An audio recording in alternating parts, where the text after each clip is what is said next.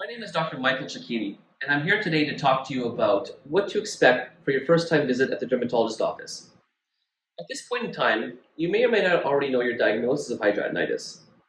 However, regardless of this, it's important for us physicians to better characterize your condition so that we can tailor a management plan that is best suited for you.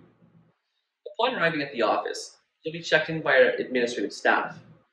Remember that during the COVID-19 pandemic, it is very important to protect your safety and your health, as well as that of others. So please wear your mask and practice social distancing. In the waiting room, you may be asked to wait some time before seeing the physician. You'll then be brought to the exam room where, depending on the sites of hidradenitis, you may be asked to change into a gown. We do this to help you maintain some level of privacy during the interview with the physician, as well as the physical exam. If you're being examined by a male physician and the area that is involved is sensitive, there will be a female chaperone that will accompany the male physician. Now, what do we do during an interview? Well, I'll start by asking you why you're here. I'll ask you how long this has been bothering you. When do you think you first noticed the first little symptoms that may have been very subtle and very non-specific? How many times would you flare up in a week, in a month? What periods do you flare up in? Is it around the time of menstruation? Is it in the summer? Is it in the winter?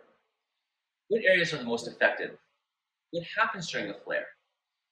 What other symptoms do you get during a flare? Do you get a headache? Do you get muscle pain or bone pain or a fever?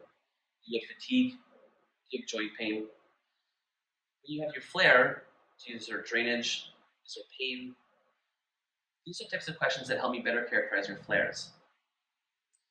I'll also ask you, what medications, what you've done already to help your condition? What has worked? What has not worked? Do you have any idea of things you'd like to try? I ask this because patients are very educated these days, and the access to information over the internet is quite accessible. I'll then proceed to ask you about medical problems. Do you have any other medical conditions, such as arthritis, autoimmune conditions, bowel disease, eye pain? I'll ask you about your medications and your allergies. Then I'll ask you about your family history. Is there anybody in your family that has this condition, or perhaps severe acne? These are questions that are all important to help me shape the condition because we know this is largely related to a genetic association. Then I'll proceed to ask you about your social history. What do you do for work? What do you do for fun? How has this affected your work? How has this affected your personal life and your intimate life? This is all very important because not only do I need to treat the condition, I need to treat you as a human being. And I know that this goes beyond the skin, it goes beyond the pain and the drainage, but it also affects relationships, it affects our ability to work, and it affects our ability to play and have fun. So these are questions that are essential in an interview.